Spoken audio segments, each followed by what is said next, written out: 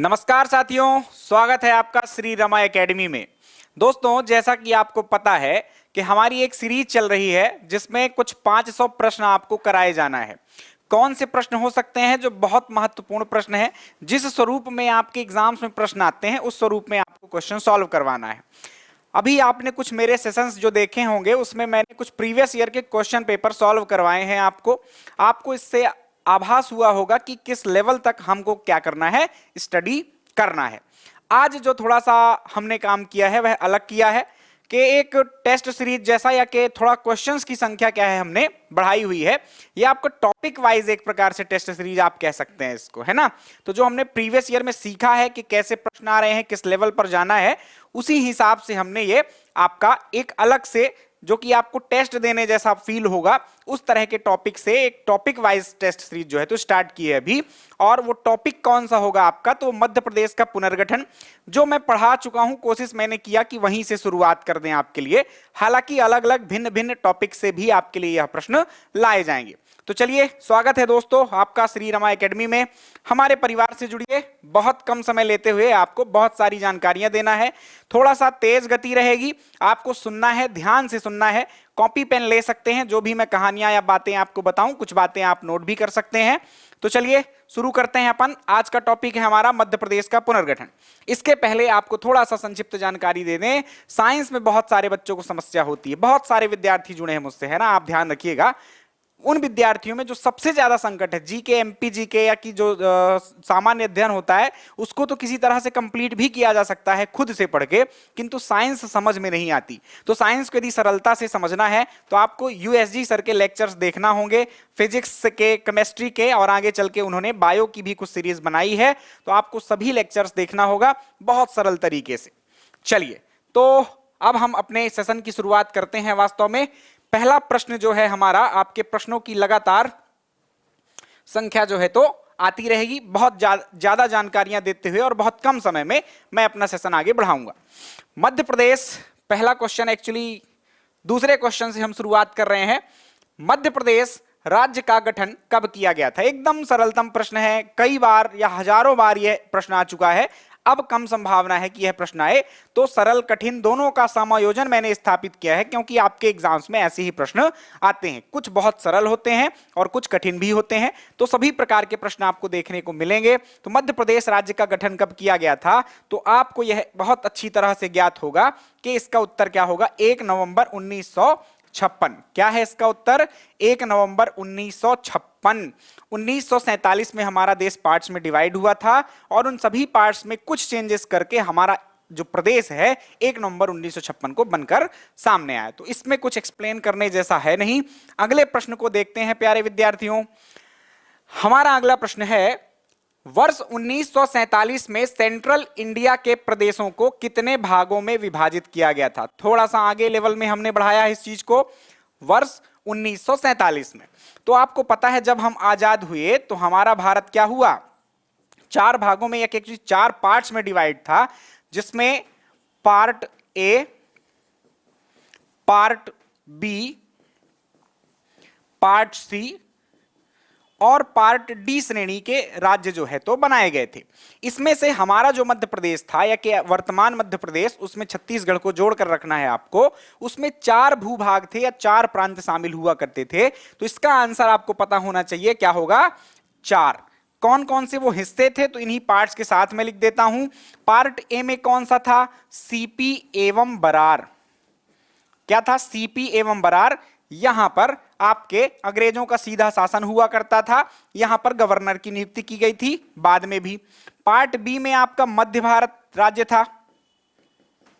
Part B में कौन सा राज्य था? मध्य भारत, जिसे मालवा यूनियन के नाम से भी पहले जाना जाता था, बाद में मध्य भारत किया गया। पार्ट सी में 2 शामिल थे आपके, एक आपका भोपाल स्टेट था और दूसरा आपका विंध्य प्रदेश था। तो ये भूभाग हमारे जो 4 हैं, ये भूभाग आपके किसके हैं? मध्य प्रदेश के हैं। चलिए, तो चलती जा रही है, हाँ बढ़िया है, बिल्कुल। अच्छा अच्छा, ठीक है, वो समझ में आ गया ना। इसमें क्या करना होगा?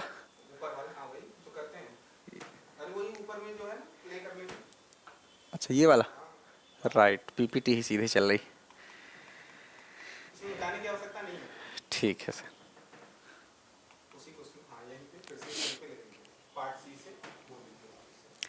ये तो वैसे कंप्लीट ही कर दिया मैं। बस कुछ नहीं, अगले अगले से ही सीधे आप जोड़ दें। अगला प्रश्न है हमारा, राज्य पुनर्गठन आयोग की स्थापना कब की गई थी? बहुत महत्व का प्रश्न है यह। राज्य पुनर्गठन आयोग की स्थापना कब की गई थी? तो राज्य पुनर्गठन जो आयोग है वो कब बनाया गया था प्यारे दोस्तों? तो यहां पर जो ऑप्शन है आपका 22 दिसंबर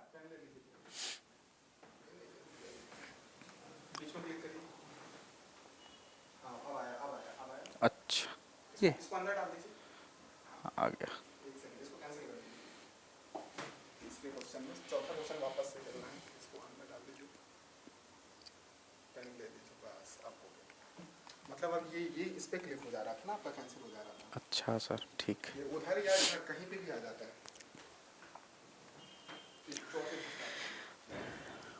अगला प्रश्न है हमारा प्यारे विद्यार्थियों, राज्य पुनर्गठन आयोग की स्थापना कब की गई थी? राज्य पुनर्गठन आयोग क्या था? तो ध्यान रखना है आपको, ये सबसे पहली बात जो होती किसी भी आयोग की कि उसका गठन कब किया गया था, यही महत्व का प्रश्न हो जाता है। तो 22 दिसंबर 1953 को क्या हुई थी? आपके इस आयोग की स्थापना हुई थी। कब हुई थी? 22 दिसंबर 1953 की। एक तथ्य और आपको एक्स्ट्रा रखना है, कौन सा? कि इसने अपनी जो रिपोर्ट है वो कब सौंपी थी? तो उसी महीने में, लेकिन वर्ष चेंज हो जाएगा, 22 दिसंबर 1955 को। 22 दिसंबर 1955 को इसने अपनी रिपोर्ट सौंपी और इसी आयोग की अनुशंसा के आधार पर आपका 1956 में जो राज्य पुनर्गठन अधिनियम बना था, क्या बना था? राज्य पुनर्गठन अधिनियम 1956, इसी के आधार पर हमारे जो 14 राज्य थे वो उभर कर सामने आए थे, साथ में 6 केंद्र शासित प्रदेश। तो इन 14 राज्यों में एक प्रदेश हमारा मध्य प्रदेश था। तो ये मध्य प्रदेश इस राज्य पुनर्गठन आयोग की अनुशंसा के पश्चात ही बना। इसके अध्यक्ष भी आपको याद रखना होंगे, इसके अध्यक्ष थे सैयद फजल अली। सैयद फजल अली। इतने से काम नहीं चलने वाला है, इनके सदस्य भी आपको याद रखना है, पंडित हृदय नाथ कुंजरू। एक सदस्य ये हो गए, दूसरे सदस्य भी थे एक के एम पडिक्कर। क्या थे? के एम पडिक्कर साहब। तो सिंपली राज्य पुनर्गठन आयोग को ही हम फजल अली आयोग कहते हैं। इसके सदस्य थे पंडित हृदयनाथ कुंजरो, के एम पडिक्कर साहब। 22 दिसंबर 1953 को गठन हुआ, 30 दिसंबर 1955 को इसने रिपोर्ट सौंपी। इसके जो अनुशंसाएं थी इस आयोग की, उसी के आधार पर क्या किया गया? हमारे राज्यों का गठन किया गया, हालांकि थोड़ा बहुत संशोधन थे। ठीक, चलिए अगले प्रश्न पर चलते हैं प्यारे विद्यार्थियों। अगला प्रश्न है हमारा, राज्य पुनर्गठन आयोग के अध्यक्ष कौन थे? देखिए हमने जो जानकारी पीछे प्राप्त की, रिपीट हो सकते हैं क्वेश्चन, यह ध्यान रखिएगा, लेकिन किस तरह से? सेम पैटर्न में नहीं, उसका क्वेश्चन चेंज रहेगा, उसके शब्द चेंज रहेंगे, यह ध्यान रखना है। तो इस तरह का प्रश्न आ सकता है कि राज्य पुनर्गठन आयोग के अध्यक्ष कौन थे? तो अभी मैंने पीछे आपको बताया कि यह अध्यक्ष कौन थे आपके? सैयद फजल अली साहब। के एम पडिक्कर साहब सदस्य थे, पंडित हृदयनाथ कुंजरू साहब क्या थे? सदस्य थे। इनका कोई संबंध नहीं था इससे। इनके लिए एक समिति पहले गठित की जा चुकी थी, उस समिति का नाम क्या है ये आपको कमेंट करके बताना है। एसके धर समिति गठित की गई थी 1947 में। उसके बाद एक समिति गठित की गई थी उसकी जांच के लिए, उसके सदस्य जो थे वो सरदार वल्लभ भाई पटेल थे। कमेंट करके आपको बताना है कि उस समिति का नाम क्या है। जिसका सही उत्तर रहेगा उसको हार्ट दे दिया जाएगा, तो कमेंट करिएगा प्यारे विद्यार्थियों। अगले प्रश्न पर चलते हैं हम। हमारा अगला प्रश्न है, निम्न में से किस नगर का नाम चंद्रशेखर आजाद नगर किया गया है? तो किस नगर का नाम आपको आराम से ये समझ में आ सकता है। ध्यान रखना है, कंफ्यूजन भी हो सकता है कुछ विद्यार्थियों को। कुछ लोग झाबुआ पर ना चले जाएं, है ना, क्योंकि उस टाइम पे अलीराजपुर का गठन नहीं हुआ था जब आपके चंद्रशेखर आजाद साहब का जन्म हुआ था। तो झाबुआ जिले के अंतर्गत ही एक तहसील थी, क्या नाम है उसका? भाबरा।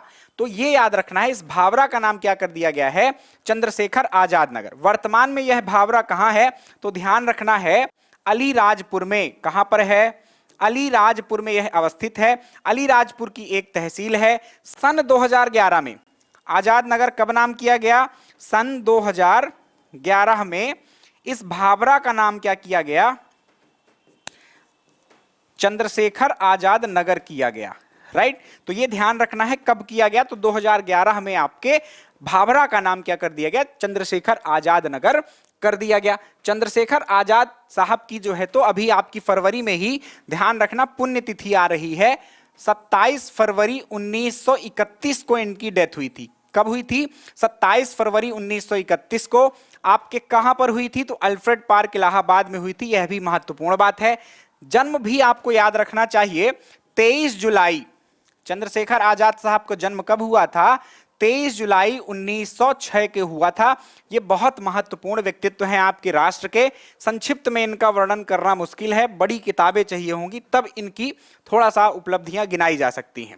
नेक्स्ट क्वेश्चन लेते हैं प्यारे विद्यार्थियों। नर्मदापुरम किस संभाग का नया नाम है? तो हाल ही में आपने इस पर चर्चा भी सुनी होगी। पहले कब? सन 2008 में। कब किया गया था? सन 2008 में संभाग का नाम क्या कर दिया गया था? नर्मदापुरम कर दिया गया था। जिले का नाम जो था वो होशंगाबाद ही था। क्या नाम था जिले का? होशंगाबाद ही था। हाल ही में कुछ समय पहले शिवराज सरकार ने क्या कर दिया है, इस नर्मदापुरम का भी जो होशंगाबाद नाम था उसका भी नाम चेंज करके अब जिले का नाम भी क्या रख दिया गया है? नर्मदापुरम ही रख दिया गया है। यह ध्यान रखना है।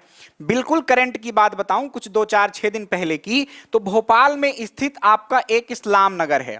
क्या स्थित है? इस्लाम नगर है। भोपाल के उत्तर में कुछ 17-18 किलोमीटर आप देखेंगे। इसका नाम वर्तमान में क्या कर दिया गया है? जगदीशपुर। क्या कर दिया गया है? जगदीशपुर। यह ध्यान रखना है क्योंकि इस्लाम नगर नाम जो चेंज हुआ था पहले आपके नवाबों के शासनकाल में, वह अब वापस से उसका जगदीशपुर नाम कर दिया गया है सरकार के द्वारा। तो ये एक्स्ट्रा तथ्य है, याद रखना है। होशंगाबाद जो शहर है वो होशंग शाह जो शासक थे वहां के, मांडू के शासक थे एक्चुअली, उनके नाम पर यह नामकरण हुआ था। अगले प्रश्न पर चलते हैं प्यारे विद्यार्थियों। नर्मदापुरम की कुछ और बातें, संभाग की बात है तो आपको जिले याद रखना होंगे कि कौन कौन से जिले आते हैं। तो एक तो नर्मदापुरम जिला है, दूसरा हरदा है और तीसरा बैतूल है। ये 3 जिले आपके इस संभाग के अंतर्गत आते हैं। 2008 में इसका औपचारिक नाम जो है तो नर्मदापुरम किया गया था। आगे चलते हैं। अगला प्रश्न है हमारा, 10वां संभाग किसे बनाया गया है? तो आपके प्रदेश में, अब थोड़ा सा हिस्ट्री में वापस से चलते हैं, तो आपने पढ़ा होगा या सुना होगा या मुझसे ही पढ़ा होगा, क्या था? 1 नवंबर सन 2000 को। कब? 1 नवंबर सन 2000 को आपसे छत्तीसगढ़ क्या होता है? पृथक हो जाता है। छत्तीसगढ़ जब हमारे साथ में था तब संभागों की संख्या कितनी थी? 12। कितनी थी? 12। किंतु छत्तीसगढ़ जो था वो कितने संभागों के साथ? 3 संभाग और 16 जिलों के साथ अलग हो गया। 3 संभाग व 16 जिलों के साथ हमसे पृथक हो गया। तब हमारे पास जिलों की जो संख्या थी वह 61 थी और संभागों की संख्या 12 थी। इसमें से 3 घटाइए तो 9 संभाग बचे थे हमारे पास। तो 9 संभाग बचे थे। तो सन 2000 के बाद कब और कौन सा संभाग बना हमारा? वर्तमान में 10 ही संभाग हैं। तो यही पूछ रहा है कि 10वां संभाग कौन सा है? तो इसका सही आंसर क्या है? शहडोल। क्या है सही आंसर? शहडोल। कब बना यह? तो 2008 में। शहडोल संभाग कब बना? तो सन 2008 में, जून 2008 आप कह सकते हैं। ध्यान ये रखना है, जब ये बना था तब इसमें 4 जिले शामिल किए गए थे। कौन कौन से? शहडोल तो है ही, शहडोल के साथ आपका अनूपपुर जिला है, उसके साथ आपका उमरिया जिला है, उसके साथ आपका डिंडोरी जिला। बहुत खास बात, डिंडोरी जिला जो था प्रारंभिक तौर पर जब शहडोल संभाग बनाया गया था तब इसी का भाग हुआ करता था, किंतु वर्तमान में यह जबलपुर संभाग का भाग है। कब बना दिया गया? तो वापस इसको कहां दे दिया गया? जबलपुर में, सन 2012 को। कब? सन 2012 को। तो यह संक्षिप्त जानकारी आपको शहडोल संभाग के संबंध में याद रखनी होगी। अगला प्रश्न हमारा है, सारी जानकारियां आपको मैंने दे ही दी, अंतिम संभाग ही है हमारा कौन सा? आपका शहडोल।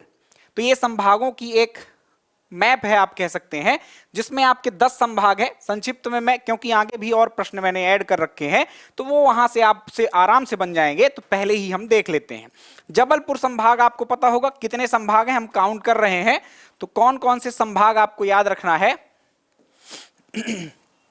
यहां पर देखिएगा, जबलपुर संभाग है। कौन सा संभाग है? जबलपुर, एक संख्या हो गई। दूसरा आपका रीवा संभाग याद रखना है। तीसरा आपको शहडोल। चौथा आपको सागर संभाग याद रखना है। पांचवा ऊपर चलते हैं, मुरैना में क्या नाम है इस संभाग का? चंबल संभाग। क्या नाम है? चंबल संभाग नाम है, जिसका मुख्यालय कहां स्थित है? मुरैना में। तो ये पांचवा हो गया। छठवां आपका ग्वालियर संभाग है। सातवां आपका भोपाल संभाग है। आठवां आपका नर्मदापुरम संभाग है। नौवां आपका उज्जैन संभाग ले लीजिए, और 10वां आपका इंदौर संभाग ले लीजिए। तो ये 10 संभाग हैं। अभी केवल नाम याद रखिए। आपको याद तो यह भी करना होगा कि किस संभाग के अंतर्गत कौन से जिले आते हैं। सबसे बड़ा संभाग जो है क्षेत्रफल की दृष्टि से देखें तो जबलपुर है। सबसे बड़ा जनसंख्या की दृष्टि से देखा जाएगा तो आपका इंदौर है। सबसे अधिक जिले किस संभाग में हैं? तो जबलपुर और इंदौर दोनों में ही 8-8 जिले जो हैं वो इन संभागों में शामिल किए गए हैं। तो इतने तथ्य आपको संभाग के साथ याद रखना है। अगले प्रश्न पर चलते हैं। वर्ष 2008 में सिंगरौली जिले का गठन किस जिले का विभाजन करके किया गया था? तो सिंगरौली जिले का गठन किससे किया जाएगा भाई? जो उसके नजदीक है, आप आराम से तुक्का लगा सकते हैं। रीवा के पास भी आप मान सकते हैं उसको, लेकिन सबसे नजदीकी जो स्थिति है वह है आपके सीधी जिले की है। तो सिंगरौली क्या हुआ? सीधी जिले से अलग हुआ, यह याद रखना है। कब अलग हुआ है? तो वर्ष 2008 में। वर्ष 2008 में 3 काम हुए थे। कौन कौन से काम हुए थे याद करा देते हैं आपको। 17 मई 2008, 17 मई 2008 को क्या हुआ आपका? अलीराजपुर बनाया गया। क्या बनाया गया? अलीराजपुर। अगली डेट आपकी 24 मई 2008 थी। उस टाइम पे आपका सिंगरौली बना। क्या बना? सिंगरौली। किस क्रम का जिला है? तो यह याद रखना, 50वें क्रम का। आपके मध्य प्रदेश का 50वां जिला कौन सा बना? सिंगरौली। 24 मई 2008 को बना, यह याद रखना है। तीसरा काम क्या हुआ 2008 में? तो 2008 में तीसरा काम शहडोल संभाग बना। शहडोल संभाग बना। तो ये 3 काम 2008 के आपको याद रखना है। तो इसका सही उत्तर हुआ प्यारे विद्यार्थियों सीधी जिला, जिससे सिंगरौली अलग हुआ। अगले प्रश्न पर चलते हैं। प्रदेश के किस संभाग में सर्वाधिक जिले शामिल हैं? तो प्रदेश के यहां पर आप देखेंगे, संख्या मैं बताता जा रहा हूं आपको। रीवा में 5 जिले हैं, एक्चुअली 4 हैं। रीवा में कितने हैं? 4 हैं। कौन कौन से हैं? तो एक तो रीवा जिला स्वयं हो गया, दूसरा हो गया सतना, तीसरा हो गया सीधी, चौथा हो गया सिंगरौली। राइट, तो रीवा में तो ये 4 आ गए। उसके अलावा ग्वालियर की बात करते हैं तो ग्वालियर में स्वयं ग्वालियर जिला आएगा। दूसरा आप ले लीजिए दतिया को, दतिया जिला। तीसरा आपका शिवपुरी, शिवपुरी। चौथा आपका गुना, और 5वां जो जिला है यह है आपका अशोकनगर, अशोकनगर। तो ये 5 जिले आपके किस में आते हैं? ग्वालियर में। उज्जैन में संख्या याद रखिएगा 7। उज्जैन में क्या याद रखना है? संख्या 7 याद रखिए, फिर बताएंगे आपको कितने हैं। इंदौर में संख्या याद रखना है क्या आपको? 8। इसकी चर्चा कर लेते हैं कि इसमें कौन कौन से शामिल हैं। तो पहला नाम आप इंदौर को ही याद रखिए, इंदौर। दूसरा नाम आप धार को ले लीजिए, इंदौर के जस्ट बगल में। तीसरा नाम आप झाबुआ का ले लीजिए। चौथा नाम आप अलीराजपुर को ले लीजिए। क्रमानुसार चलना है ना, पश्चिम की तरफ हम चल रहे हैं। इसके बाद नीचे आ जाते हैं तो आपके 2 जिले तो आपको याद ही होंगे, निमाड़ वाले, खंडवा और खरगोन। यदि ये याद आ जाएंगे तो खंडवा से अलग हुआ आपको याद आ जाएगा बुरहानपुर, बुरहानपुर। और उसके साथ आपको खरगोन से अलग हुआ जिला बड़वानी याद आएगा। क्लियर? ये 8 जिले किसमें शामिल हैं आपके? इंदौर में। तो यहां पर सबसे अधिक किसमें शामिल हैं आपके? तो इंदौर जिले में सबसे अधिक जिले हैं। जैसा कि पीछे भी मैंने बताया आपको, जबलपुर और इंदौर 2 ऐसे जिले हैं जहां पर 8-8 ऐसे संभाग हैं जहां पर 8-8 जिले आते हैं। क्लियर प्यारे विद्यार्थियों? चलिए आगे बढ़ते हैं, अगला प्रश्न लेते हैं। अगला प्रश्न है हमारा विंध्य प्रदेश की राजधानी कहां थी? विंध्य प्रदेश आपने पढ़ा होगा, चार जो हमारे हिस्से थे आजादी या के 1956 के पूर्व या पुनर्गठन के पूर्व, तो पुनर्गठन के पूर्व जो हिस्से थे उसमें से एक था हमारा विंध्य प्रदेश। विंध्य प्रदेश की राजधानी यहां पूछी जा रही है। तो विंध्य प्रदेश में जो आपका हिस्सा था कौन कौन सा? बघेलखंड प्लस बुंदेलखंड, बघेलखंड प्लस बुंदेलखंड का हिस्सा यहां पर मिलाया गया था और इसको मिलाकर एक प्रांत बनाया गया था। कब बनाया गया था यह भी तिथि याद रखिएगा, 1 जनवरी 1950 को। एक्चुअली ये बन तो चुका था, नॉर्मली ये प्रांत बन चुका था, पहले भी यहां मंत्रिमंडलीय शासन चलता था, किंतु वास्तव में या सही अर्थों में 1 जनवरी 1950 को इसको भारत संघ में शामिल किया गया था। यह ध्यान रखना है इसकी डेट। अब इसकी राजधानी क्या थी? तो इसकी राजधानी जो थी वो रीवा थी। क्या थी? रीवा थी, क्योंकि बघेल थोड़ा सा ज्यादा बड़े शासक थे या ज्यादा शक्तिशाली थे, इसलिए रीवा को क्या बनाई गई थी? बघेलखंड की या कि विंध्य प्रदेश की राजधानी बनाई गई थी। साथ में और याद रख सकते हैं उपराजधानी। क्या याद रख सकते हैं? उपराजधानी। तो इस टाइम पर उपराजधानी आपकी नौगांव भी बनाई गई थी। क्या बनाई गई थी? नौगांव, जो कि बुंदेलखंड में आता है, छतरपुर जिले के अंतर्गत आता है। क्लियर? तो ये आपका हो गया विंध्य प्रदेश की राजधानी कहां स्थित थी। नेक्स्ट क्वेश्चन लेते हैं, मध्य प्रदेश में कितने संभाग व जिले हैं? तो आपको अभी अभी पता चला होगा कि संभाग कितने हैं? 10, लेकिन कईयों में ऑप्शन है क्या? 10 संभाग के। ठीक, तो अब जिले आपको पता होना चाहिए कितने हैं? 52। तो ये लिखा हुआ है आपका 52 जिले। तो हमारे मध्य प्रदेश में कितने संभाग हैं? 10 संभाग हैं। कितने जिले हैं? तो 52 जिले हैं। आगे चलते हैं। निम्नलिखित में से कौन सा राज्य पुनर्गठन आयोग 1953 का सदस्य नहीं था? ये आयोग हम पीछे पढ़ चुके हैं। हृदयनाथ कुंजरू इसके सदस्य थे, के.एम. पडिक्कर इसके सदस्य थे और जो अध्यक्ष थे वो थे आपके फजल अली साहब। तो इसमें से कौन सा व्यक्ति था जो इस आयोग से संबंधित नहीं है? तो आपको ध्यान दिया होगा आपने वैसे भी, विष्णु दत्ता, इनका नाम आपने इस आयोग से नहीं जोड़ा है। ठीक, तो इसका आंसर क्या हो जाएगा? विष्णु दत्ता। बार बार याद रखना है कब गठित हुआ था? 22 दिसंबर 1953 को। डेट पूछी गई है आपके एग्जाम में, ध्यान रखना। 22 दिसंबर 1953 में इसका गठन। 30 दिसंबर 1955 को इसने सिफारिश दी। क्या सिफारिश की? भाषाई आधार पर राज्यों का गठन करने के लिए इसने अनुशंसाएं की कि ठीक है कर लेते हैं, समस्याएं तो है पर फिर भी कर सकते हैं अपन। और इसने कई सारे राज्यों की संरचनाओं को बताया कि कैसे किस में जोड़कर हम राज्य बना सकते हैं। और इसने कितनी अनुशंसाएं की? तो 16 राज्य और 3 केंद्र शासित बनाने की अनुशंसा की थी। कितने राज्य? ध्यान रखना है 16 राज्य बोले थे इन्होंने।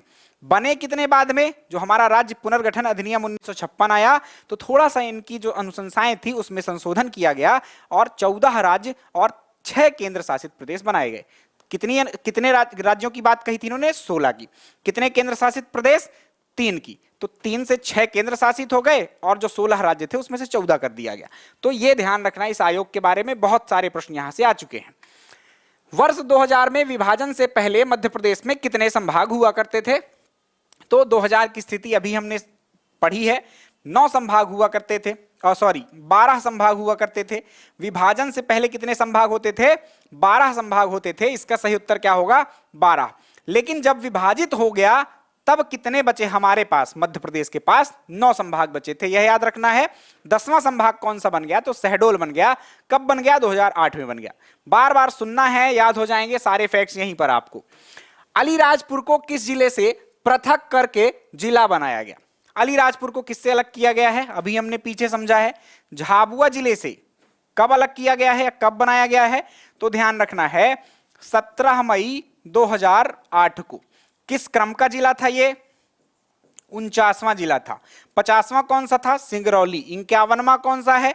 तो आपका आगर मालवा 2013 में बना। 16 अगस्त 2013 को आगर मालवा और 1 अक्टूबर 2018 को निवाड़ी जिला आपका अस्तित्व में आता है। बार बार सुनना है, याद हो जाएंगे फैक्ट्स। चलिए अगले की बात करते हैं। 15 अगस्त 2003 को अशोकनगर जिले को किस जिले से पृथक करके बनाया गया? अगला प्रश्न उसी प्रवृत्ति का है कि अशोकनगर जिले को किससे अलग किया गया? तो अशोकनगर हमारा अलग होता है गुना से। यह अशोकनगर अब कब बना था? तो ये डेट तो लिखी हुई है, देखो 2003 को बना था यह जिला अशोकनगर। ध्यान ये रख सकते हैं आप कि इसके साथ साथ और कौन से जिले बने थे? तो अशोकनगर के साथ साथ 2 और जिले आपको याद रखना है। अनूपपुर, 15 अगस्त 2003 को एक अनूपपुर जिला अस्तित्व में आता है और उसके साथ साथ बुरहानपुर। राइट। तो 15 अगस्त 2003 को 3 जिले गठित होते हैं, एक अशोकनगर गुना से पृथक होकर, अनूपपुर शहडोल से पृथक होकर, किससे, शहडोल से, और बुरहानपुर खंडवा से पृथक होकर अलग होता है। तो ये 15 अगस्त 2003 के 3 जिले आपको बताए। अगली डेट 2003 होनी चाहिए, 2003 में आपके 2008 होना चाहिए। 2008 में 2 जिले, एक अलीराजपुर और एक सिंगरौली। अगली डेट कौन सी होगी, 2013, जिसमें आपका आगरमालवा, और देन निवाड़ी 1 अक्टूबर 2018। बार बार सुनना है, बार बार याद करना है, इसी क्लास में आपको सारे तथ्य क्रमबद्धता से याद हो जाएंगे। अगला क्वेश्चन लेते हैं, भोपाल व राजनांदगांव को कब पृथक किया गया, या भोपाल या राजनांदगांव जो है तो जिले कब बने। तो ये डेट बहुत महत्वपूर्ण है, मैं पढ़ाते टाइम भी आपको बताता हूं, डेट्स के हिसाब से ही मैंने आपको इसका अध्यापन कराया था। तो 26 नवंबर 1972 की बहुत महत्वपूर्ण तिथि है। इस तारीख को आपके 2 जिले बनते हैं आपके मध्य प्रदेश से रिलेटेड, एक भोपाल जो किससे अलग होता है, सीहोर से। किससे अलग होता है भोपाल, सीहोर से। और एक जिला था आपका राजनांदगांव, क्या था, राजनांदगांव, जो वर्तमान में कहां है, छत्तीसगढ़ में है। किस जिले से पृथक होता है, तो दुर्ग जिले से पृथक होता है। किससे पृथक होता है, दुर्ग जिले से। हमारे 1956 में कितने जिलों की संख्या थी, 43। इन दोनों के बनने के पश्चात ही 26 नवंबर 1972 को जो जिले बन गए 2, इसके बाद हमारा प्लस ये 2 हो जाएगा, तो 45 जिले हो गए थे। तो 1956 में जो पहला जिला पुनर्गठन हुआ वो इन्हीं 2 जिलों का हुआ था, याद रखना, भोपाल और राजनांदगांव। चलिए आगे चलते हैं। 1 नवंबर 1956 को गठन के समय मध्य प्रदेश में कितने जिले थे, तो 1 नवंबर 1956 में जब गठन हुआ, जस्ट अभी मैंने बताया कि कितने जिले थे, 43 जिले थे। कितने जिले थे, 43 जिले थे। इसके बाद 2 कब जुड़ गए, 26 नवंबर 1972 को कितने हो गए, 45 हो गए। क्लियर। चलिए आगे बढ़ते हैं प्यारे विद्यार्थियों। अगला प्रश्न है हमारा, मध्य प्रदेश का नामकरण किसने किया। यह एक महत्वपूर्ण प्रश्न हो सकता है। तो मध्य प्रदेश का जो नामकरण किया है, पहले क्या नाम था इसका, आपसे पूछा जाए कि पुराना मध्य प्रदेश क्या है, तो सीपी एवं बरार नाम था उसका, है ना, सेंट्रल प्रोविंस एंड बरार। उसको हमने चेंज करके क्या रख दिया, मध्य प्रदेश, या कि थोड़ा बहुत हमने चेंजेस किए हैं सीमाओं पर। और उसके बाद हमारे जवाहरलाल नेहरू साहब ने इस प्रदेश को नाम दिया मध्य प्रदेश। साथ में एक उपमा भी दी इसको, हृदय प्रदेश की। किसकी उपमा दी थी इन्होंने, हृदय प्रदेश, हृदय प्रदेश। तो बहुत सारी उपमाएं देते रहे हैं, जैसे कि जवाहरलाल नेहरू जी ने ही आपके चचाई फॉल को मध्य प्रदेश का नियाग्रा फॉल कहा था। क्या कहा था, चचाई को मध्य प्रदेश का नियाग्रा। तो यह भी याद रखना है। चलिए आगे बढ़ते हैं। अगला प्रश्न है, स्वतंत्रता के पूर्व राज्य को किस नाम से पुकारा जाता था। तो स्वतंत्रता के पूर्व क्या था हमारा मध्य प्रदेश, अभी मैंने बताया कि हमारा जब ये मध्य प्रदेश जो आज आप देख रहे हैं, उसके गठन के पूर्व वास्तव में किसे मध्य प्रदेश माना जाता था, तो जो सेंट्रल प्रोविंस एंड बरार था, क्या था, सेंट्रल प्रोविंस एंड बरार था, उसको हम मध्य प्रदेश मानते थे। आजादी के बाद ये सीधे तौर पर भारत संघ के अंतर्गत आ गया। इसमें शामिल क्षेत्र कौन कौन से थे, तो इसमें आपको जो बरार रीजन था वो मिलाया गया, जो विदर्भ था वो मिलाया गया, इसके अलावा जो आज का छत्तीसगढ़ पूरा था वो मिला दिया गया, इस प्रकार से, और महाकौशल आप कह सकते हैं, यानी जबलपुर के आसपास का रीजन, इन सबको मिलाकर क्या किया गया, आपके सेंट्रल प्रोविंस एंड बरार का गठन किया गया था। ये आजादी के साथ ही हमको मिल गया, भारत संघ में शामिल हुआ, क्योंकि अंग्रेजों का यहां पर प्रत्यक्ष रूप से शासन था। राजधानी क्या थी इसकी, तो नागपुर। क्या राजधानी थी, नागपुर, ध्यान रखना है। कितनी रियासतें इसमें शामिल हुआ करती थी, तो 15 रियासतें। कितनी रियासतें, 15 रियासतें थी, जिसमें से 14 की संख्या तो छत्तीसगढ़ में थी। 14 रियासतें छत्तीसगढ़ से रिलेटेड थी। चलिए अगले प्रश्न को लेते हैं प्यारे विद्यार्थियों। राज्य का स्थापना दिवस कब मनाया जाता है। बहुत सरल सा प्रश्न है। जब स्थापित हुआ हमारा प्रदेश, उसी दिन को क्या करेंगे, राज्य का स्थापना दिवस मनाएंगे। तो 1 नवंबर के दिन हम क्या करते हैं, राज्य का स्थापना दिवस मनाते हैं। चलिए नेक्स्ट प्रश्न, ये तो बहुत आसान था। वर्ष 2000 में छत्तीसगढ़ के गठन के पश्चात मध्य प्रदेश में कितने जिले थे। तो 2000 जो सन था उसमें पृथक्करण हो गया हमारे राज्य का, छत्तीसगढ़ अलग राज्य बन गया। तो मध्य प्रदेश में कितने जिले थे 2000 में, गठन के पश्चात, है ना। तो छत्तीसगढ़ का जब गठन हो गया, कितने जिले थे आपको याद होगा, 61 जिले थे, है ना। उसमें से हमने कितने जिले दे दिए थे, 16 जिले छत्तीसगढ़ को दे दिए, तो बचे कितने 45। तो छत्तीसगढ़ के पृथककरण के पश्चात हमारे पास कितने जिले बचे थे 45। तो इसका आंसर क्या हो जाएगा 45। नेक्स्ट क्वेश्चन, छत्तीसगढ़ के गठन के पूर्व मध्य प्रदेश में कितने जिले थे। तो अभी हमने सॉल्व किया कि छत्तीसगढ़ के गठन के बाद कितने थे, तो छत्तीसगढ़ के पूर्व भी मैंने आपको बता दिया कि 61 कितने थे 61 जो जिले थे वो आपके छत्तीसगढ़ के गठन के पूर्व थे। कितने दे दिए हमने उसको, आपको दे दिए 16 जिले, घटा देंगे तो कितना आ जाएगा 45। 1956 में कितने जिले थे 43 थे। सन 2000 को कितने थे जब छत्तीसगढ़ अलग नहीं हुआ 61। जब अलग हो गया तब कितने हुए 45 हुए। आज कितने हैं 52। ये ध्यान रखना है, बहुत सारे आंकड़े हैं। अगला प्रश्न है 30 जून 1998 को, ध्यान रखना है, ये डेट सहित याद रखिएगा। 30 जून 1998 को सिंहदेव समिति गठित की गई थी। इस तारीख को नहीं, एक्चुअली सिंहदेव समिति पहले गठित कर दी गई। 30 जून 1998 को इनकी अनुशंसा पर कितने जिले बनाए गए थे, यहां पर यह संख्या पूछी गई है। तो कितने जिले प्यारे विद्यार्थियों बनाए गए थे 6 जिले बनाए गए थे। कितने बनाए गए थे 6 जिले बनाए गए थे। इनके पूर्व एक समिति याद रखना है आपको, जिसकी डेट आपको याद रखना है 25 मई। कब याद रखना है 25 मई 1998 की तिथि को क्या हुआ था, आपके मध्य प्रदेश में 10 जिलों का गठन हुआ। कितने जिलों का 10 जिलों का गठन हुआ। इन 10 जिलों के गठन के पश्चात हमारी जो संख्या हो गई थी इस टाइम पर वो हो गई थी 55 जिलों की। कितनी हो गई थी 55। बाद में सिंहदेव समिति ने गठित कर दिए 6 जिले, तो इस प्रकार से 55 और 6 मिलकर ही क्या हो गए थे 61 हुए थे, जो पीछे हमने अभी देखा है। यहीं से सारा कुछ याद हो जाएगा। इन्हीं प्रश्नों के साथ आपको बस गौर से सुनना है, ध्यान लगाकर सुनना है और बार बार रिपीट करना है। मैं जैसे बार बार रिपीट करता हूं आपके लिए, आपको भी अपने मन में चीजों को क्या करना है रिपीट करना है। अगली बात देखो, वही प्रश्न आ गया 25 मई 1998 को वी.आर. दुबे आयोग की सिफारिश पर कितने जिलों का गठन किया गया। तो यहां पर क्या हो जाएगा इसका आंसर 10 जिले। तो इन्होंने 10 जिले गठित किए थे। सिंहदेव समिति ने कितने किए थे 6 जिले गठित किए थे। तो कितने हो गए थे 61। सन 2000 को 1 नवंबर 2000 को कितने हो गए 61 में से 16 छत्तीसगढ़ को चले गए, तो बचे कितने 45। बार बार काउंटिंग करना है हमको, कंफ्यूजन नहीं रखना चाहिए आपको, बस इतना ध्यान रखना है, सुनना ध्यान से है ताकि कंफ्यूजन ना हो। इतना डेटा इधर उधर है कि आपको क्या हो सकता है भ्रम हो सकता है कि 1956 का पूछे तो आप 43 की जगह 45 लगा दो। 1956 में फिर से सुन लीजिए 43 जिले थे। 1 नवंबर 2000 को जब छत्तीसगढ़ अलग नहीं हुआ था उसके पहले की बात करें तो 61 जिले हो गए थे, और जब छत्तीसगढ़ अलग हो गया तो 45 जिले हमारे पास बचे हुए थे। वर्तमान में कितने हैं 52 जिले हैं। अगला प्रश्न है भोपाल को राज्य निर्माण के प्रारंभिक समय में किस प्रकार के वर्ग में शामिल किया गया था। तो भोपाल किस भाग का भाग था या किस पार्ट का भाग था, किस श्रेणी का भाग था, आपसे यहां पर यह पूछा जा रहा है। तो देखिए एक एक पार्ट्स की बात मैं कर देता हूं।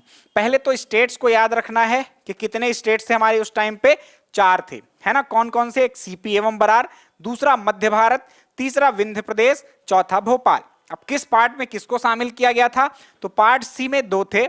एक था भोपाल स्टेट, नवाबों का शासन था यहां, और एक था आपका विंध्य प्रदेश जिसमें आपका बुंदेलखंड व बघेलखंड दोनों शामिल थे। पार्ट ए में कौन सा था, पार्ट ए में याद रखना है सीपी एवं बरार। क्या याद रखना है सीपी एवं बरार पार्ट ए का भाग था। पार्ट बी में कौन सा था, तो पार्ट बी में आपका मध्य भारत था। क्या था मध्य भारत। उसके अलावा एक और पार्ट याद रख अच्छा नहीं, कोई कुछ याद नहीं करना है। पार्ट ए में हो गया सीपी एवं बरार, पार्ट बी में मध्य प्रदेश, और भोपाल और विंध्य प्रदेश पार्ट सी में शामिल हुए। क्लियर। तो ये आपको ध्यान रखना है किस पार्ट का कौन सा भाग था। आगे चलते हैं अगले प्रश्न पर। यहां पर सही उत्तर क्या हो जाएगा, भोपाल का पूछा गया है तो पार्ट सी हो जाएगा इसका सही उत्तर। नेक्स्ट में चलते हैं तो राज्य पुनर्गठन आयोग 1953 ने किस आधार पर राज्यों के गठन की अनुशंसा की थी। एक ऑप्शन आपको धार्मिक आधार पर दिख रहा है, तो ऐसा तो बिल्कुल वर्तमान में दिखाई ही नहीं दे रहा है, आप नहीं कह सकते। जनसंख्या के आधार पर क्या गठित किया गया, यह भी बिल्कुल सत्य प्रतीत नहीं हो रहा है, क्योंकि लगभग सब विषम जनसंख्या हमारे देश पर पाई जा रही है। कोई ऐसा जनसंख्या के आधार पर गठित नहीं किया गया कि जहां ज्यादा जनसंख्या उसको अलग स्टेट, जहां कम उसको अलग स्टेट। तो ये दोनों ही तर्क क्या हैं, गलत हैं, और इनमें से कोई नहीं, इसको भी स्किप करते हैं। बचता है एक ऑप्शन हमारे पास भाषाई आधार पर। तो यही तो मांग चल रही थी, क्या मांगे चल रही थी कि भाषा के आधार पर राज्यों का गठन किया जाए, आजादी के बाद से ही। तो सबसे पहले एक एसके धर समिति गठित की गई थी 1947 में। उसने कहा कि भाषा के आधार पर राज्यों का गठन नहीं होगा। दूसरी एक समिति गठित की गई जेबीपी समिति, जिसमें जवाहरलाल नेहरू, पट्टाभी सीतारामैया और आपके वल्लभ भाई पटेल शामिल हुए।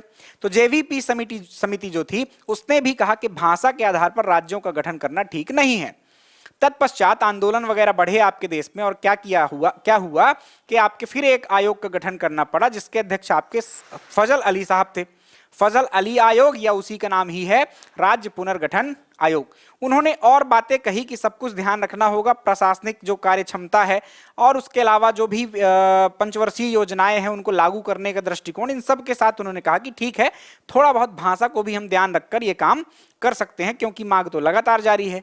तो उसके पश्चात फिर यानी कि यही राज्य पुनर्गठन आयोग 1953 में जो बना था, 22 दिसंबर 1953 में जो बना था, उसके ही आधार पर ही हमने क्या किया था, भाषा के आधार पर राज्यों का गठन किया। पहला राज्य कौन सा था, तो 1 अक्टूबर 1953 को आंध्र प्रदेश बनाया गया था, नोट कर लीजिएगा। अगले प्रश्न पर चलते हैं प्यारे विद्यार्थियों। क्षेत्रफल की दृष्टि से सबसे बड़ा संभाग कौन सा है? तो अभी मैंने पीछे ये बात बताई हुई है कि क्षेत्रफल के दृष्टि से सबसे बड़ा संभाग जबलपुर है और जनसंख्या के दृष्टि से सबसे बड़ा संभाग इंदौर है। क्लियर? आगे चलते हैं। इन दोनों में ही 8 जिले क्या हैं, शामिल हैं। जिलों की संख्या की दृष्टि से भी आप याद रख सकते हैं। मध्य प्रदेश का विभाजन कब हुआ था? तो मध्य प्रदेश छत्तीसगढ़ कब अलग हुआ, ये डेट आपसे पूछी जा रही है। 1 नवंबर सन 2000 को। कब अलग हुआ ये छत्तीसगढ़? 1 नवंबर सन 2000 को। किस क्रम का राज्य था, ये ध्यान रखना। छत्तीसगढ़ किस क्रम का राज्य था? तो आपके 26वें क्रम का। किस क्रम का? 26वें क्रम का राज्य था। कितना भूभाग हमसे ले गया? तो 1,35,000 1,35,194 किलोमीटर स्क्वायर का जो भूभाग था ये छत्तीसगढ़ में चला गया। और हमारा मध्य प्रदेश जो था, देश का सबसे बड़ा राज्य था, वह क्या हो गया? पीछे हो गया और दूसरे नंबर पर बन गया। आज भी द्वितीय स्थान पर ही है क्षेत्रफल की दृष्टि से। राज्य के किस संभाग में सर्वाधिक तहसीलें हैं? तो सबसे ज्यादा तहसीलें जो क्षेत्रफल के दृष्टि से सबसे बड़े होते हैं, क्योंकि तहसीलों का गठन ठीक ठाक स्थिति में कर दिया जाता है ना। तो जो बड़े बड़े हैं, जैसे कि यहाँ पर आप देखेंगे तो बालाघाट, छिंदवाड़ा, सिवनी, ये पर्याप्त मात्रा में या पर्याप्त क्षेत्रफल है इनके पास। तो यहाँ पर तहसीलों की भी संख्या क्या है?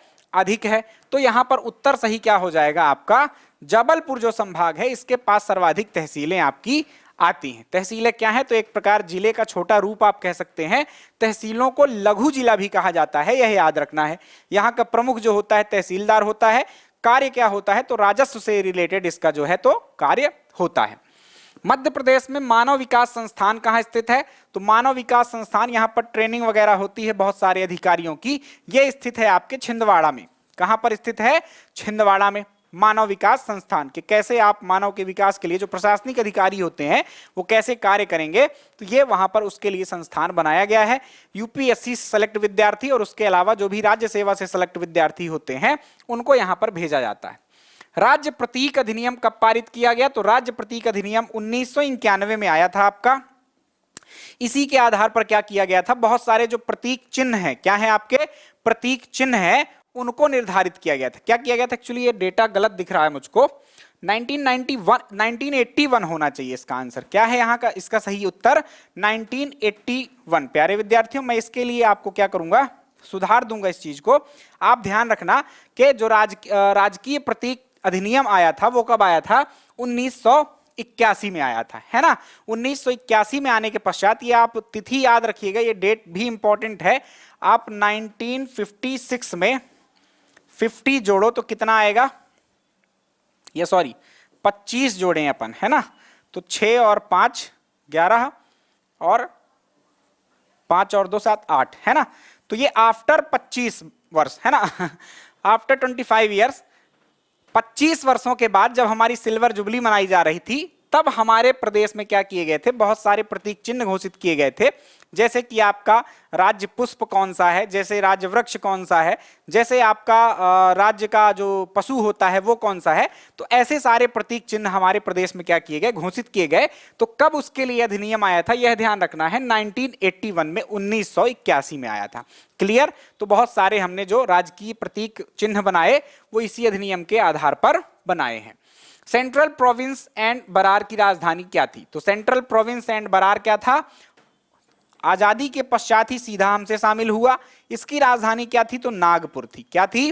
नागपुर थी। भोपाल किसकी राजधानी? तो आप भोपाल स्टेट की मान सकते हैं। इंदौर और ग्वालियर जो थी वो किसकी राजधानी थी? मध्य भारत की। किसकी राजधानी थी? मध्य भारत की। मध्य भारत एक स्टेट था। ग्वालियर में सिंधिया शासकों का शासन था, इंदौर में होलकर शासकों का शासन था। आगे बढ़ते हैं, अगले प्रश्न पर चलें प्यारे विद्यार्थियों। तो मध्य प्रदेश निम्न में से किस प्रकार का राज्य है? तो आपको पता है कि मध्य प्रदेश यहां पर भू आवेष्टित राज्य है। किस प्रकार का राज्य है? भू आवेष्टित राज्य है। मतलब आप मध्य प्रदेश के आसपास यदि देखेंगे तो कोई भी समुद्री सीमा जो है तो आपको लगी हुई नहीं दिखेगी। 5 राज्यों से घिरा हुआ है, उत्तर प्रदेश, राजस्थान, गुजरात, महाराष्ट्र और छत्तीसगढ़ से। यहां पर कोई भी समुद्री सीमा नहीं दिख रही है। तो इसका मतलब क्या होता है? भू आवेष्टित। जो भूमि से क्या हो, घिरा हो कोई क्षेत्र या राज्य या कि देश, उसे क्या कहते हैं? भू आवेष्टित प्रदेश। इसके अलावा और पूछा जा सकता है कुछ, लैंड लॉक्ड आपका एक प्रकार से ये स्टेट है हमारा, यह शब्द भी यूज किया जा सकता है। या कि स्थलबद्ध एक शब्द और हो सकता है। किसी भी शब्द में आपसे पूछे उत्तर आपका यही होगा कि मध्य प्रदेश एक स्थल आबद्ध देश है, एक स्थल आबद्ध प्रदेश है, भू आवेष्टित प्रदेश है, या कि लैंड लॉक्ड प्रदेश है, स्टेट है। चलें आगे चलते हैं। अगला प्रश्न है हमारा, छत्तीसगढ़ के गठन के बाद मध्य प्रदेश में कितने संभाग शेष बचे थे? तो छत्तीसगढ़ जब हमसे अलग हो गया, छत्तीसगढ़ के पूर्व क्या स्थिति थी? तो हम बना चुके थे 12 संभाग। कैसे बने थे? 1956 की स्थिति को याद कीजिए।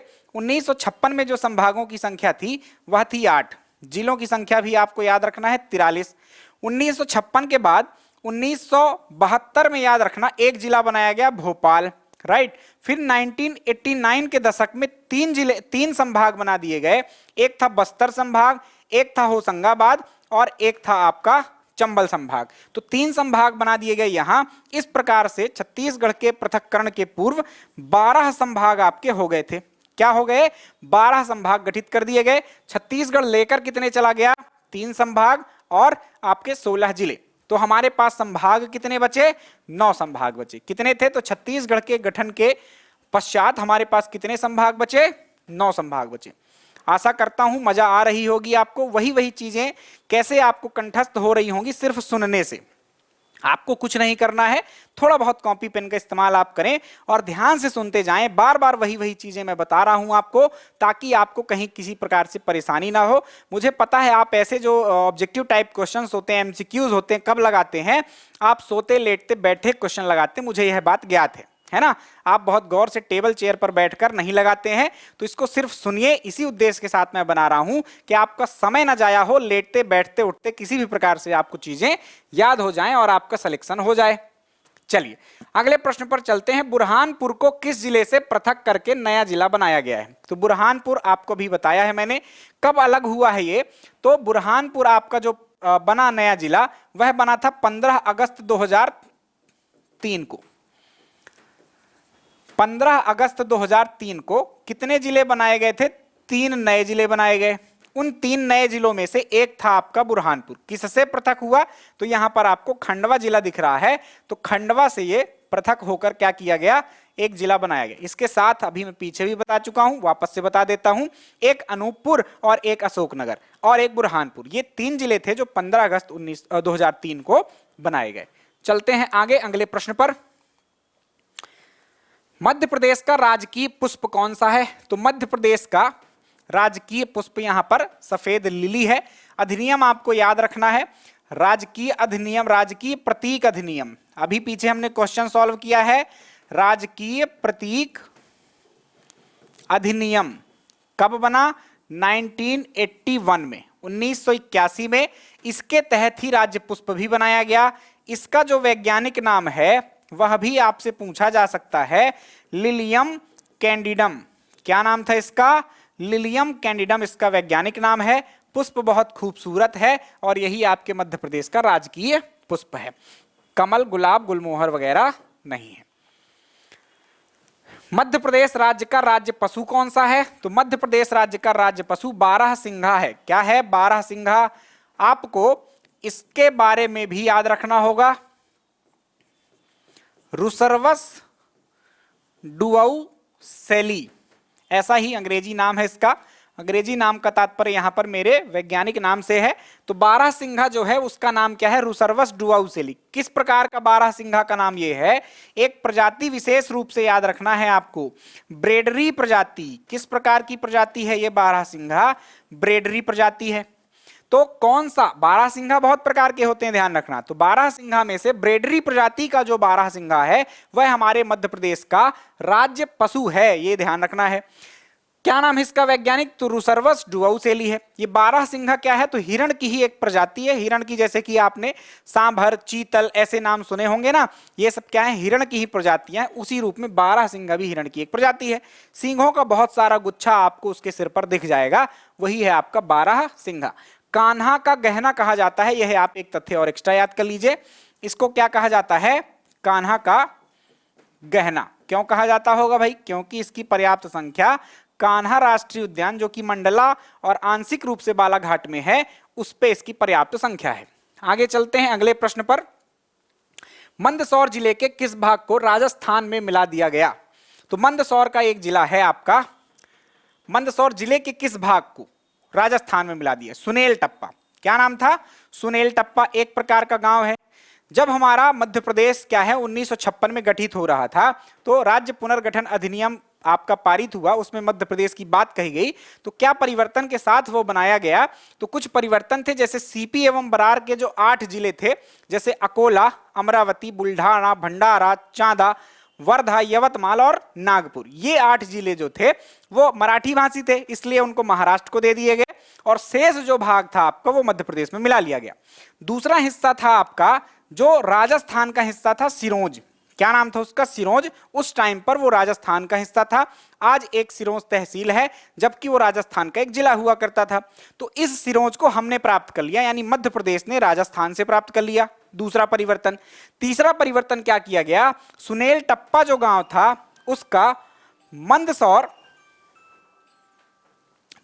जो था, मंदसौर जिले से, या कि मंदसौर जिले के मुख्यालय से, या कहें ये जो तहसील था भानपुरा तहसील में स्थित था, तो भानपुरा तहसील में काफी दूरी पड़ती थी इसकी और झालावाड़ से निकट पड़ता था, तो राजस्थान के झालावाड़ में इसको मिला दिया गया। ये कुछ परिवर्तन 3 किए गए, शेष कोई परिवर्तन नहीं है। विंध्य प्रदेश, भोपाल स्टेट को यथावत मध्य प्रदेश में मिलाकर एक नए राज्य का गठन किया गया, जिसका नामकरण जवाहरलाल नेहरू ने हृदय प्रदेश या कि मध्य प्रदेश के रूप में किया। तो ध्यान रखना है, इस प्रश्न का उत्तर क्या होगा? मंदसौर जिले के किस भाग को राजस्थान में मिला दिया गया? तो उसका उत्तर क्या होगा? सुनेल टप्पा। एक प्रकार का गांव है, थोड़ा सा अच्छा गांव है, ज्यादा जनसंख्या है। राज्य की उत्तर से दक्षिण लंबाई कितनी है? तो राज्य की उत्तर से दक्षिण लंबाई आपको पता होना चाहिए 605 है। प्रदेश का मैप बना लेते हैं। ये बहुत सिली से क्वेश्चन भी आपके एग्जाम में आते हैं। शुरुआत मैंने बहुत टफ नहीं की ताकि आप थोड़ा सा आराम महसूस कर सकें। यदि पूर्व से पश्चिम की बात करें हम, तो हमारा मध्य प्रदेश कितना लंबा है? तो 870 किलोमीटर। कितना है? 870 किलोमीटर। उत्तर से दक्षिण की बात करें तो थोड़ा सा यह लंबाई कितनी है? 805 किलोमीटर। तो ये किलोमीटर याद रखना है। मध्य प्रदेश की शुरुआत कभी पूछ ली जाए अक्षांशीय विस्तार और देशांतरी विस्तार, तो 21 डिग्री 6 मिनट उत्तरी अक्षांश से 26 डिग्री 30 मिनट उत्तरी अक्षांश में यह अवस्थित है। देशांतरी विस्तार की बात की जाए कभी तो 74 डिग्री 9 मिनट से आपका 82 डिग्री 48 मिनट, ये आपके मध्य प्रदेश की अक्षांशीय और देशांतरी अवस्थिति है। इसको भी आपको याद रखना है। ये प्रश्न में शामिल नहीं किया है इस बार, पर आगे कहीं ना कहीं इनको भी शामिल किया जाएगा। कर्क रेखा आपके 14 जिलों से गुजरती है। IST इंडियन स्टैंडर्ड आपकी टाइम जोन जो रेखा है भारतीय मानक समय रेखा जो है वो आपकी 82.5 डिग्री है और वो कहां से गुजरती है, तो एकमात्र जिले सिंगरौली से गुजरती है। क्लियर। चलिए इन तथ्यों के साथ अगले प्रश्न पर चलते हैं। अगला प्रश्न है हमारा, मध्य प्रदेश की पूर्व से पश्चिम लंबाई कितनी है? मध्य प्रदेश की पूर्व से पश्चिम लंबाई अभी मैंने बताया पिछली ही डिटेल में 870 किलोमीटर। अगले प्रश्न पर चल देते हैं। क्षेत्रफल की दृष्टि से सबसे बड़ा जिला कौन सा है? तो क्षेत्रफल की दृष्टि से सबसे बड़ा जिला छिंदवाड़ा है। सिंपल सी बात है। ये जनगणना वगैरह मैं आपको आराम से पढ़ाऊंगा क्योंकि यहां से बहुत प्रश्न आए हुए हैं। ये भी प्रश्न आया हुआ है ना, ऐसा नहीं कि बिना आया हुआ पूछा है मैंने, ये भी प्रश्न आ चुका है। तो छोटा बड़ा, ऊंचा नीचा, साक्षरता, लिंगानुपात, इन सबसे बहुत सारे प्रश्न आ चुके हैं। प्रीवियस ईयर जो क्वेश्चन सीरीज मेरी चल रही थी उसमें आपने इन सब प्रश्नों को हल किया ही होगा। बहुत डिटेल से वहां पर मैंने चर्चा भी की है। चलिए आगे चलते हैं। अगला प्रश्न है, निम्न में से किस जिले को सिंगापुर बनाए जाने की घोषणा की गई थी? हालांकि ये बहुत पुरानी बात है। शिवराज जी जो हैं हमारे मामा जी है ना, वो मामा जी घोषणाएं बहुत करते हैं।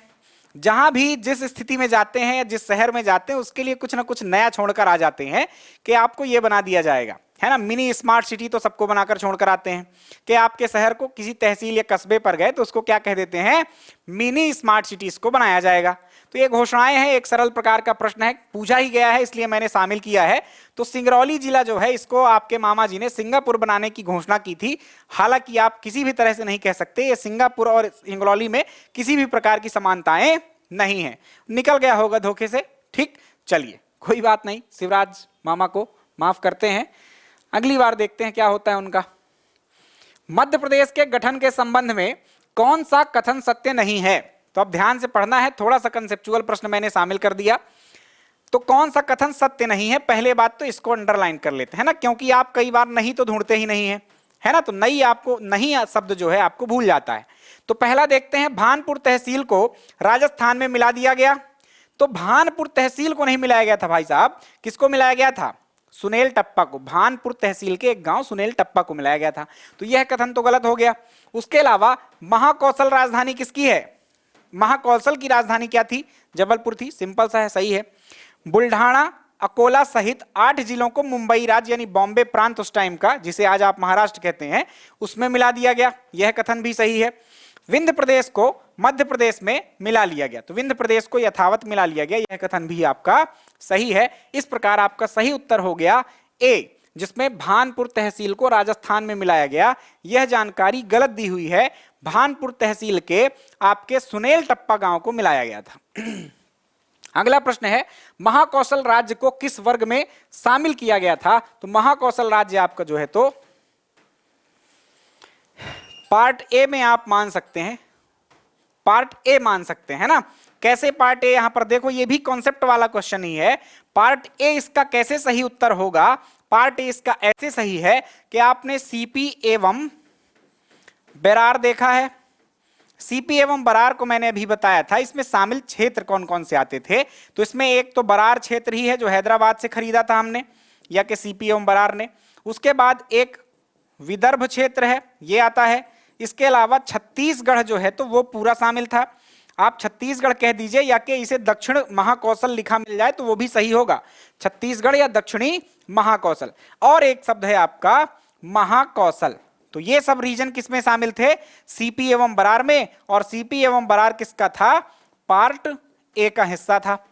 तो पार्ट ए इसका जो है तो सही आंसर हो जाएगा। इस प्रकार के प्रश्न भी आपसे पूछे जाएंगे। मैंने कहा था सरलतम से थोड़ा सा कठिनतम की ओर चलेंगे अपन, हालांकि मैं इनको भी कठिन नहीं मानता। आपका जो एग्जाम है उससे भी बहुत कठिन प्रश्न आते हैं, पर आज जो आपकी शुरुआत थी इस तरह के टॉपिक वाइज में, इसमें मैंने ज्यादा कठिन नहीं डाले ताकि आप थोड़ा सा डिमोटिवेट ना हो।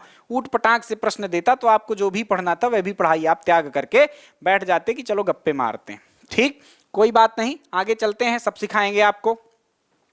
राजस्थान की सिरोंज तहसील को किस जिले में शामिल किया गया था?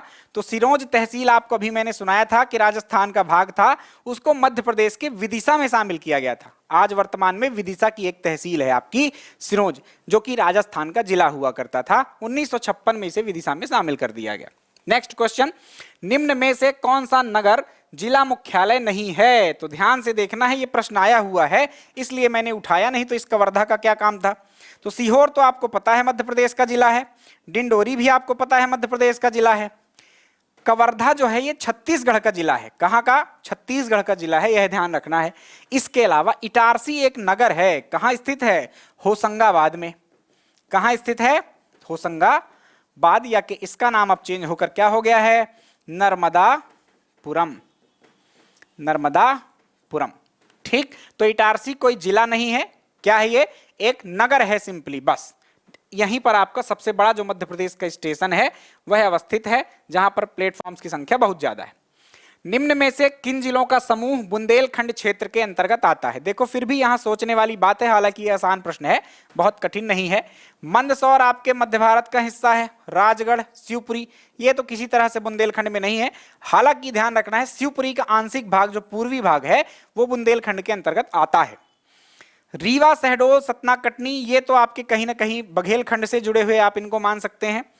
दुर्ग, रायपुर, होशंगाबाद, कवर्धा ये तो अलग अलग जगहों के हैं, कोई एक विशेष क्षेत्र में है ही नहीं। अंतिम बचता है आपका टीकमगढ़, दमोह और छतरपुर। इसमें से जो आपके दो प्रमुख क्षेत्र हैं, छतरपुर और टीकमगढ़, ये पूरी तरह से बुंदेलखंड में आते हैं और आंशिक रूप से दमोह भी आपके बुंदेलखंड में आता है। तो ये इसका सही उत्तर हो जाएगा आपका डी, बुंदेलखंड का क्षेत्र। आगे चलें तो मध्य प्रदेश के राज्य चिन्ह में किन दो किस्मों के अनाजों को दर्शाया गया है? किन दो अनाज की किस्मों को दर्शाया गया है? आपको राजकीय प्रतीक, ये ऐड तो नहीं कर पाया मैं चित्र, फिर कभी देख लेंगे अपन। आप ही एक काम कर लेना, इंटरनेट पर डाल देना मध्य प्रदेश राजकीय प्रतीक चिन्ह, तो आपको कुछ गोलाकार चीजें दिखेंगी इस प्रकार से राजकीय प्रतीक चिन्ह के रूप में। उसमें आपके बीच में एक मतलब वृत्त है, तो वृत्त के अंदर एक वृत्त है, और इसी वृत्त के यहां पर जो है तो दो बालियां आपको दिखाई देंगी, दो बालियां आपको दिखाई देंगी, जिसमें आपको गेहूं और धान, गेहूं और धान दिख जाएगा आपको। हालांकि वो देखने पर एक जैसे ही लगेंगे, पर आपको ध्यान रखना है कि एक गेहूं की है और एक धान की बाली है। एक्चुअली क्या बनी हुई है यहां पर?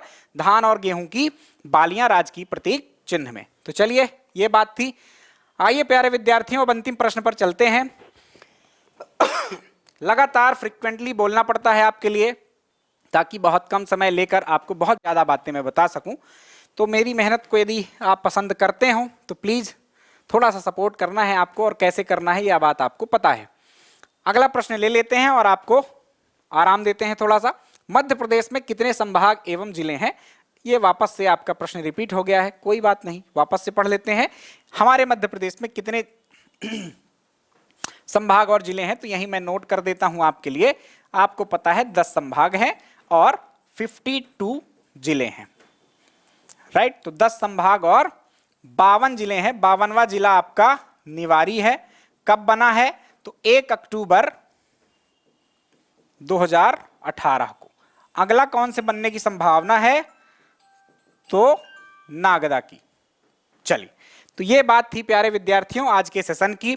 50 प्रश्न मैंने शामिल किए, कुछ सरल थे, कुछ कठिन थे। बहुत सारी जानकारी, या कि आप कहें तो आपने लगभग सभी संभागों के बारे में जान लिया होगा। पुनर्गठन की क्या स्थिति थी, या राज्यों का जो मतलब हमारा जिला पुनर्गठन आप कहें, वो पूरा जिला पुनर्गठन आपने समझ लिया। लगभग पुनर्गठन यानी कि जो सीपी एवं बरार, विंध्य प्रदेश, भोपाल स्टेट और मध्य भारत वगैरह की बातें थी, उनकी भी मैंने संक्षिप्त में बातें आपको समझाई है। तो ऐसे प्रश्न आपके बन सकते हैं सरलतम रूप में, कठिनतम रूप में भी प्रश्न आते हैं, तो उनकी चर्चा करेंगे नेक्स्ट सेशन में। अभी के लिए आप विराम लीजिए, ख्याल रखिएगा अपना। Bye bye, take care.